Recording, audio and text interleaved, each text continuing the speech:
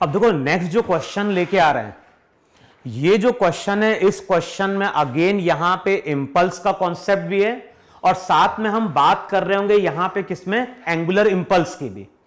हम लोगों ने दो चीजें पढ़ी है, एक पढ़ी हमने इंपल्स और एक पढ़ी है angular impulse.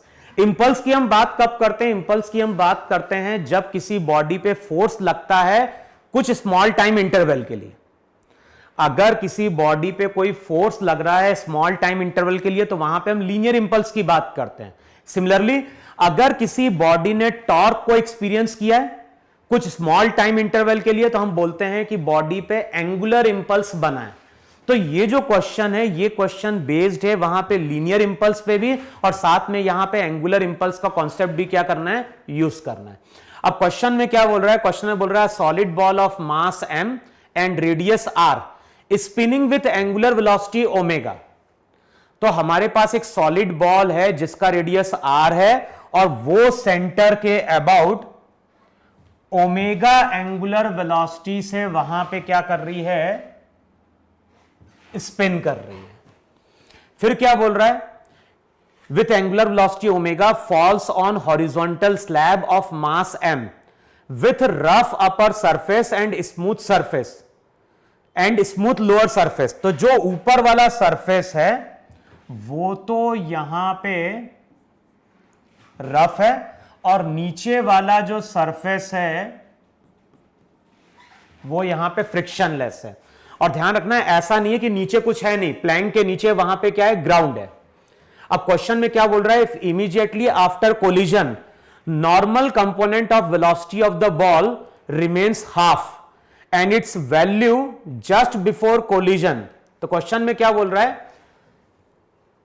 if immediately after collision normal component of velocity of the ball remains half of its value just before collision and it stops spinning। तो जितनी वेलोसिटी से हिट कर रहा है, अब ध्यान है v वेलोसिटी नहीं दी हुई है, ये डायग्राम में जरूर दिया गया है लेकिन डाटा में v वैल्यू नहीं दी गई है, तो हमने v वेलोसिटी एज्यूम करी है। तो क्वेश्चन में क्या बोल रहा है कि अगर ये बॉल v वेलोसिटी से हिट करती है तो जैसे ही कोलिजन कंप्लीट होता है तो बॉल की वेलोसिटी कितनी रह जाती है, उसकी वेलोसिटी हाफ रह जाती है और जैसे ही वो हिट करता है तो बॉल की ओमेगा वहां पे 0 हो जाती है।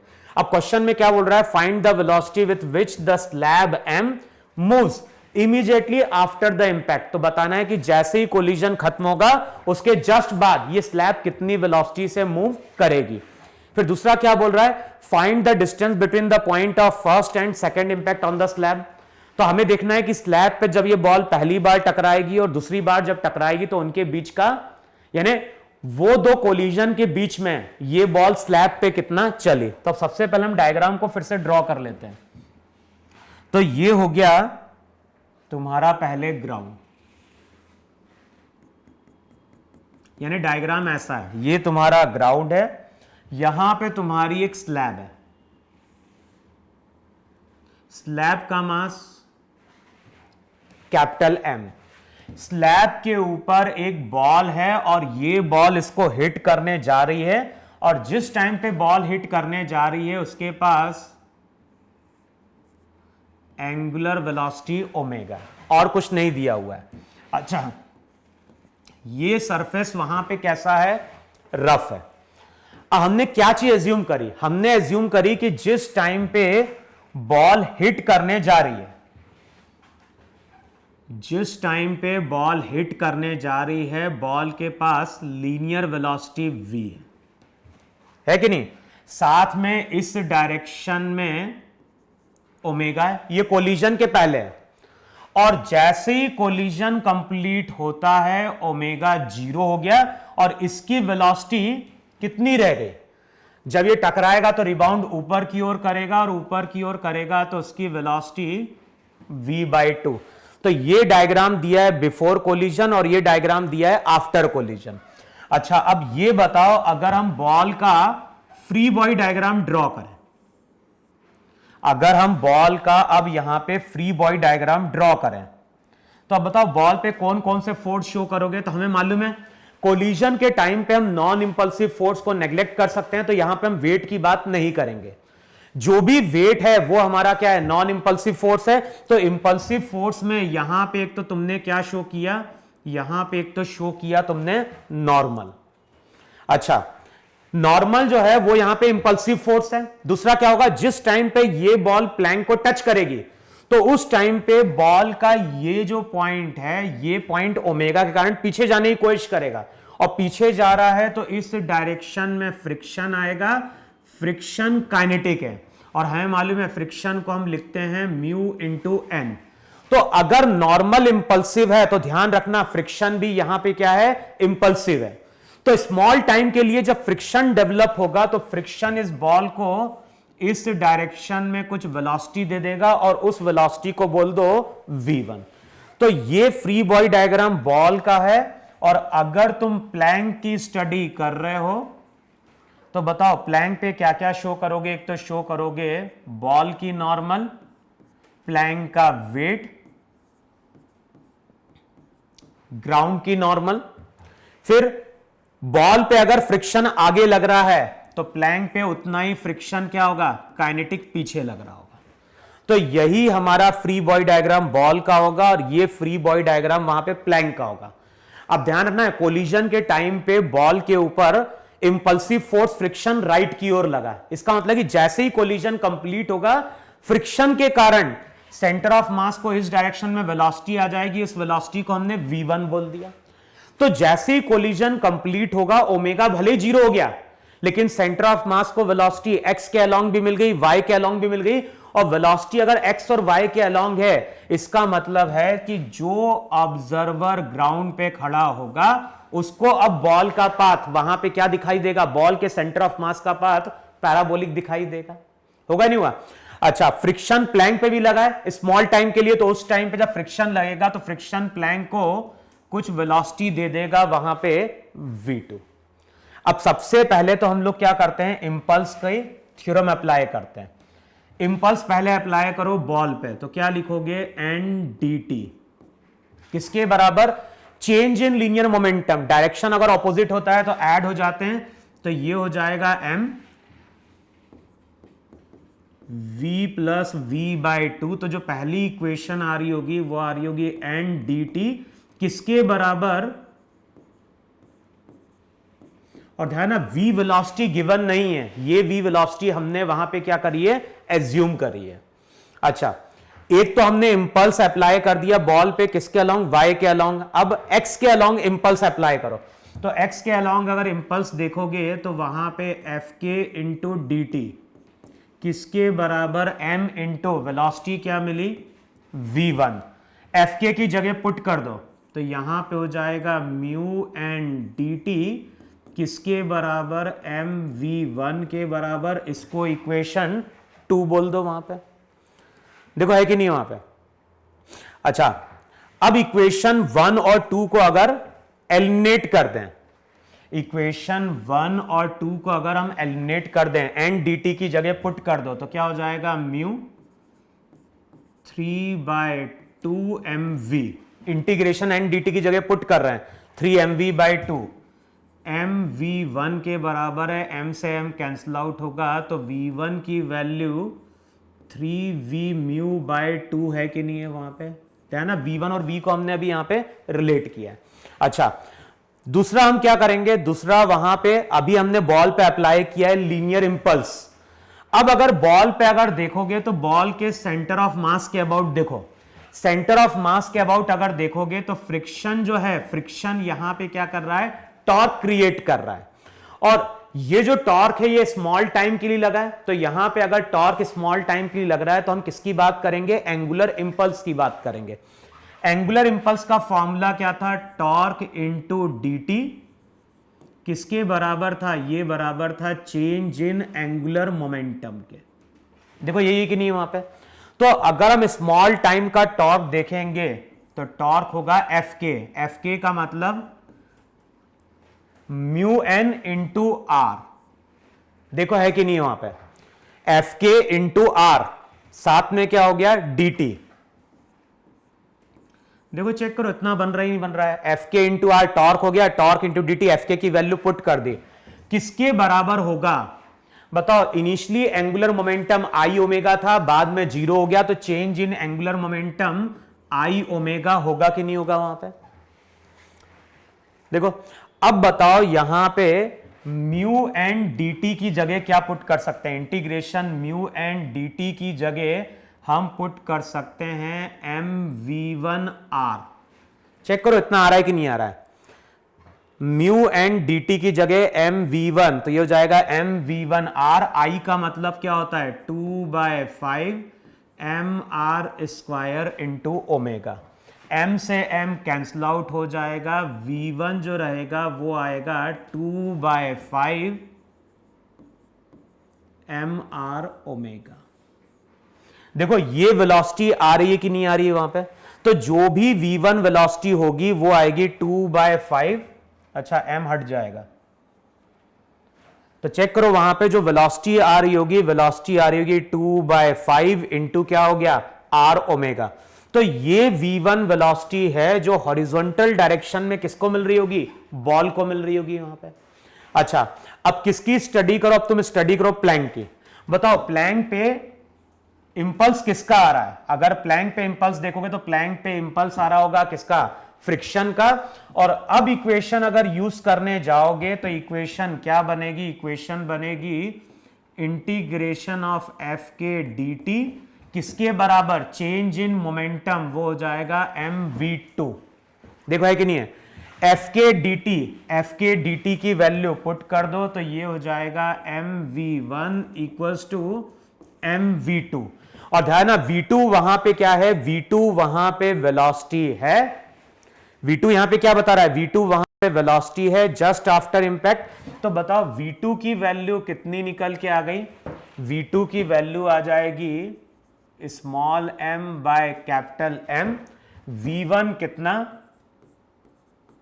2/5 r ओमेगा। आगे हमें इसकी शायद जरूरत पड़ेगी। तो v2 की वैल्यू कितनी आ गई? v2 की वैल्यू आ गई small m by capital M, 2/5 r omega. और v1 कितना आया? v1 आया 2/5 r ओमेगा। चेक कर लेना मास दोनों का सेम है क्या? नहीं, मास अलग है। तो रिजल्ट आ गया v2 की value m/m 2/5 r omega, v1 की वैल्यू आ गई 2/5 r ओमेगा। अब v1 मिल गया, v2 मिल गया। बताओ v1 मिल गया, v2 मिल गया, तो यहां से हम v की वैल्यू भी कैलकुलेट कर लेंगे कि नहीं कैलकुलेट कर लेंगे वहां पर भाई? क्योंकि बाद में हमें v भी चाहिए होगा। तो बताओ अगर v की बात करें तो v कितना आ गया? v की वैल्यू हो जाएगी 2v1। चेक करो यही था कि नहीं था? 2v1/3 mu. जो भी v1 आ रहा होगा, v1 की वैल्यू आ रही होगी, नहीं सॉरी, v की वैल्यू कैलकुलेट कर रहे हैं तो v की वैल्यू आ रहेगी 2v1/3 म्यू। पुट कर दो जरा वैल्यू वहां पे, तो ये हो जाएगा 2/3 म्यू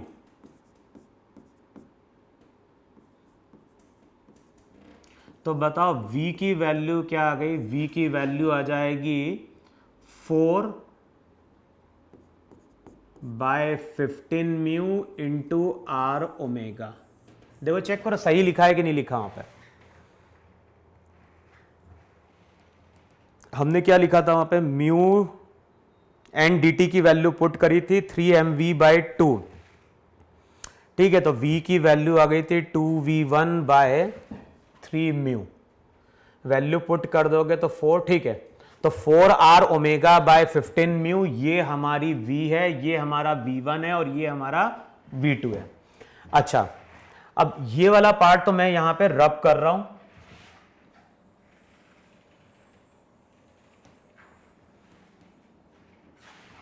ठीक है, अब ये जो डाटा हमने लिखा है, इस डाटा की हमें अब जरूरत पड़ने वाली है। क्यों? हमें ये मालूम है कि जो ऑब्जर्वर ग्राउंड पे है, जो ऑब्जर्वर कहां पे है? ग्राउंड पे है। ये हो गया तुम्हारा प्लैंक। और ये हम मान के चल रहे हैं कि प्लैंक की लेंथ सफिशिएंट है।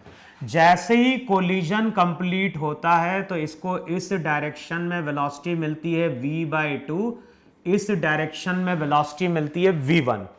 तो इसके पास हॉरिजॉन्टल वेलोसिटी भी है, वर्टिकल डायरेक्शन में वेलोसिटी है, तो इसका पाथ रिजल्टेंट वेलोसिटी यहां पे होगी। इसका मतलब इसका पाथ वहां पे पैराबोलिक होगा कि नहीं होगा। अब सबसे पहले हम कैलकुलेट करते हैं टाइम ऑफ फ्लाइट। अब बताओ जो टाइम ऑफ फ्लाइट होता है उसका फॉर्मूला क्या होता है। टाइम ऑफ फ्लाइट का फॉर्मूला याद होगा 2v0 sin θ/g। चेक करो यही कि नहीं वहां पे जो भी टाइम ऑफ फ्लाइट होता है, टाइम ऑफ फ्लाइट होता है 2v0 sin θ/g, और वहां पे याद होगा v0 sin θ वर्टिकल कंपोनेंट का।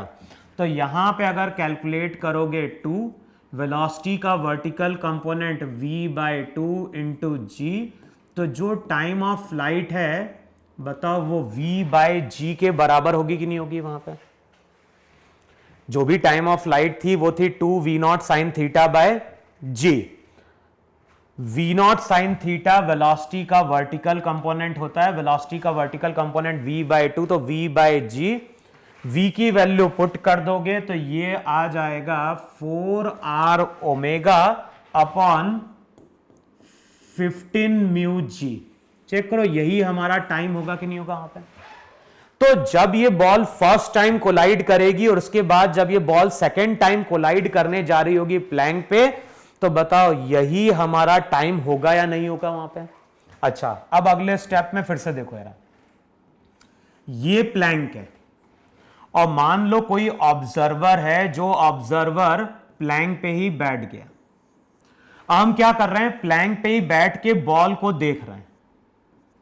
बताओ प्लैंक पे बैठ के अगर बॉल को देखोगे तो बॉल इस तरह से जाएगी, फिर कुछ टाइम बाद फिर से ये बॉल इसको हिट करेगी। अब बताओ प्लैंक पे अगर बैठ के देखोगे तो हमें बॉल की वेलोसिटी जो दिखाई देगी इस डायरेक्शन में, वो रिलेटिव वेलोसिटी दिखाई देगी कि नहीं दिखाई देगी। और रिलेटिव वेलोसिटी कितनी दिखाई देगी, रिलेटिव वेलोसिटी दिखाई देगी v1 प्लस v2। तो ध्यान रखना है v1 मालूम है, v2 मालूम है, तो जो भी रिलेटिव वेलोसिटी होगी वैल्यू पुट करोगे तो 2/5r ओमेगा बाहर आएगा, रिजल्ट आएगा 1 plus small m by capital M। तो अब हम क्या कर रहे हैं, अब हम प्लैंक पे ही बैठ के किसकी स्टडी कर रहे हैं, हम प्लैंक पे बैठ के बॉल की स्टडी कर रहे हैं। तो जब हम प्लैंक पे बैठ के बॉल की स्टडी करेंगे तो बॉल की रिलेटिव वेलोसिटी कहां पे है, बॉल की रिलेटिव वेलोसिटी राइट की ओर है।